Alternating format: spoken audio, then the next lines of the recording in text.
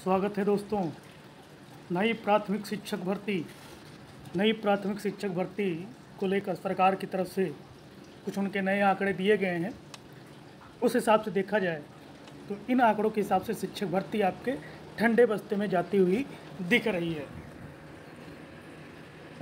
अब क्या होगा इस पर भी विचार करेंगे। फ़िलहाल उन आंकड़ों को हम देखते हैं और कुछ अपने आप में एनालाइज करते हैं, क्या होगा, क्या हो सकता है, इस पर विचार करते हैं। लीजिए भाई, विधानसभा के प्रथम सत्र 2022 के द्वितीय मंगलवार हेतु निर्धारित डॉक्टर मुकेश वर्मा माननीय सदस्य विधानसभा द्वारा पूछे गए आंतरिक प्रश्न संख्या 75 का उत्तर दिया हुआ है।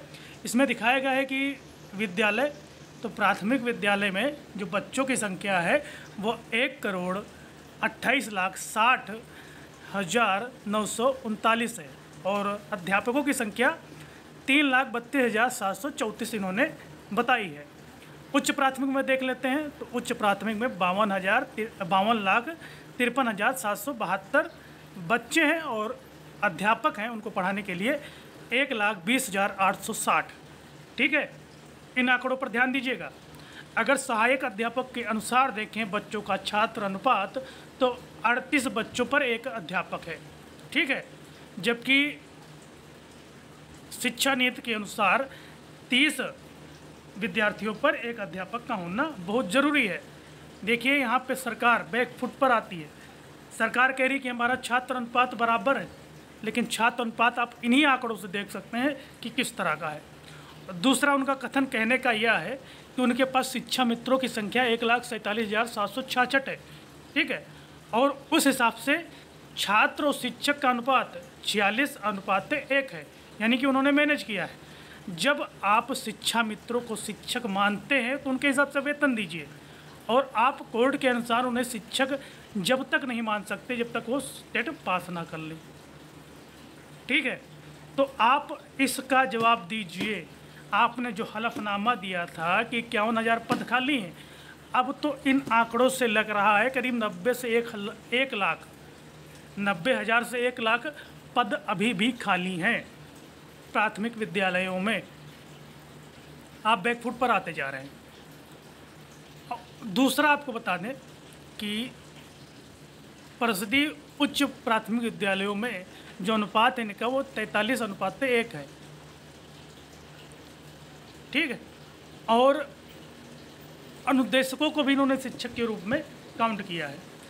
जब आप शिक्षा मित्रों को शिक्षक के रूप में काउंट करते हैं तो उनके समान काम के साथ अनुरूप वेतन भी मिलना चाहिए, अनुदेशकों को भी वेतन मिलना चाहिए। इस पॉइंट पर सरकार पूरी तरह से कटघरे में खड़ी होती है।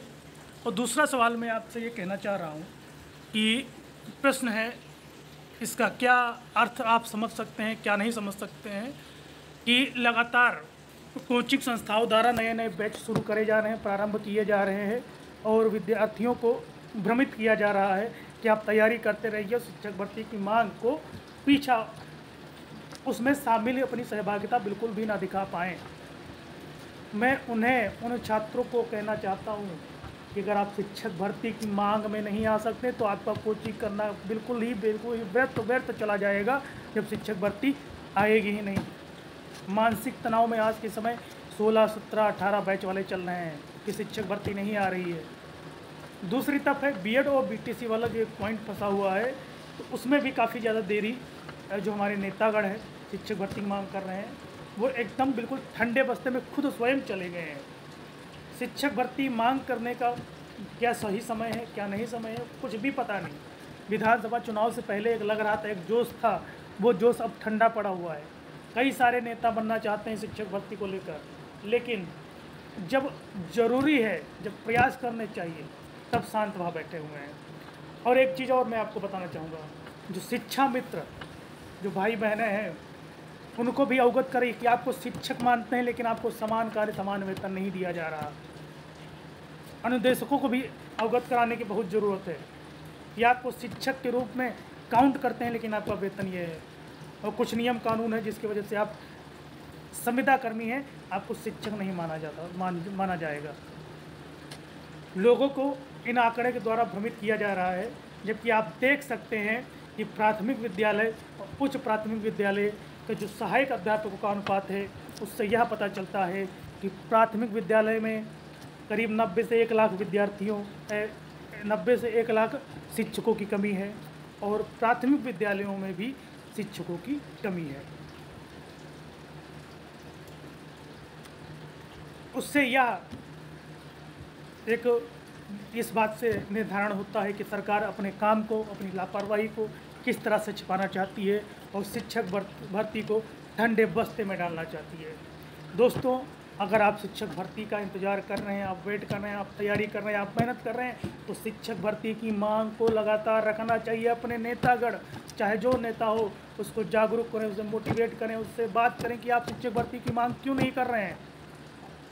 बहुत ज़रूरी है दोस्तों, नहीं तो 2023 में भी शिक्षक भर्ती, 2022 और 2023 में भी शिक्षक भर्ती नहीं आएगी। बैठे रहेंगे, लोकसभा चुनाव होने के बाद भी आपको काफ़ी लंबा समय का इंतजार करना पड़ सकता है। पूरे 5 साल होने वाले हैं शिक्षक भर्ती को। धन्यवाद। आपकी जो राय है प्लीज़ कमेंट के माध्यम से दीजिएगा।